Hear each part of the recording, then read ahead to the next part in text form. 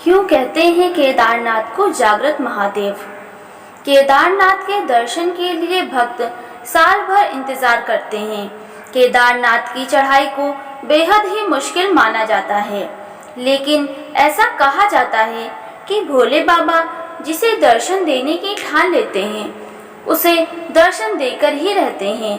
इसी बात से जुड़ी है भगवान शिव के एक भक्त की कहानी, जिसके बाद केदारनाथ को जागृत महादेव कहा जाने लगा। तो चलिए आपको सुनाते हैं वो कहानी जिसके बाद केदारनाथ को जागृत महादेव कहा जाने लगा। केदारनाथ को कहते हैं जागृत महादेव। ऐसा कहा जाता है कि एक बार एक शिव भक्त अपने गांव से केदारनाथ की यात्रा पर निकला। पहले यातायात की सुविधाएं तो थी नहीं, वह पैदल ही निकल पड़ा। रास्ते में जो भी मिला उससे केदारनाथ का मार्ग पूछ लेता और मन में भगवान शिव का ध्यान करता रहता। चलते चलते उसको महीनों बीत गए। आखिरकार एक दिन वह केदारनाथ धाम पहुंच ही गया। केदारनाथ में मंदिर के द्वार 6 महीने खुलते हैं और 6 महीने बंद रहते हैं। वह उस समय पर पहुंचा जब मंदिर के द्वार बंद हो चुके थे।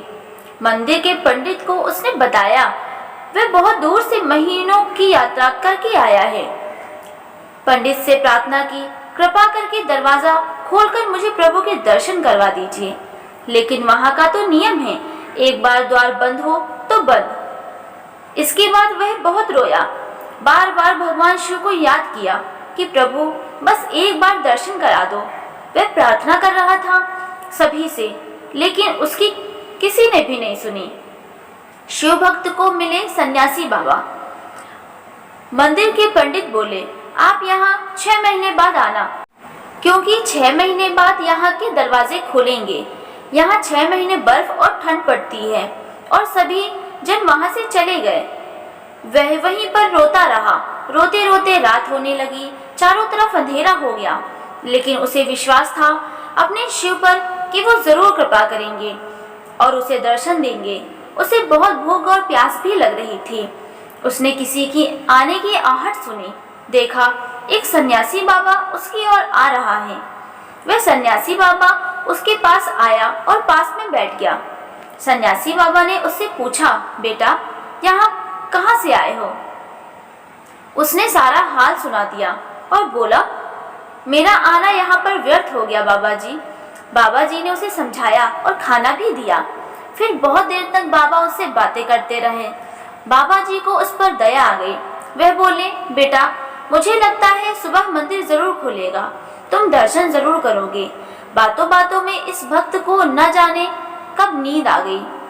सूर्य के मध्यम प्रकाश के साथ भक्त की आंखें खुली। उसने इधर उधर बाबा को देखा, किंतु वह कहीं नहीं थे। इससे पहले ही वह कुछ समझ पाता, उसने देखा पंडित आ रहे हैं अपनी पूरी मंडली के साथ। उसने पंडित को प्रणाम किया और बोला, कल आपने तो कहा था मंदिर 6 महीने बाद खुलेगा, इस बीच कोई नहीं आएगा यहाँ, लेकिन आप तो सुबह ही आ गए। पंडित जी ने उसे गौर से देखा, पहचानने की कोशिश की और पूछा, तुम वही हो जो मंदिर का द्वार बंद होने पर आए थे, जो मुझे मिले थे, 6 महीने होते ही वापस आ गए? उस आदमी ने आश्चर्य से कहा, नहीं मैं कहीं नहीं गया, कल ही तो आप मिले थे। रात में मैं यहीं सोया था, मैं कहीं नहीं गया।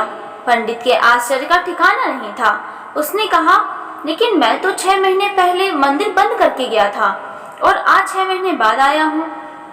तुम 6 महीने तक यहाँ पर जिंदा कैसे रह सकते हो? पंडित और सारी मंडली हैरान थी। इतनी सर्दी में एक अकेला व्यक्ति कैसे 6 महीने तक जिंदा रह सकता है?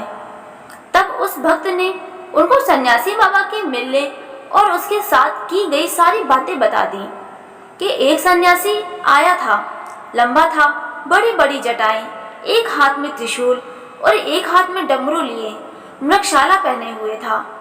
पंडित और सब लोग उसके चरणों में गिर गए। बोले, हमने तो जिंदगी लगा दी किंतु प्रभु के दर्शन ना पा सके। सच्चे भक्त तो तुम हो, तुमने तो साक्षात भगवान शिव के दर्शन किए हैं। उन्होंने ही अपने योग माया से तुम्हारे 6 महीने को एक रात में परिवर्तित कर दिया, कालखंड को छोटा कर दिया। ये सब तुम्हारे पवित्र मन और तुम्हारे विश्वास के कारण ही हुआ है। इसी कहानी की वजह से केदारनाथ को जागृत महादेव कहा जाता है।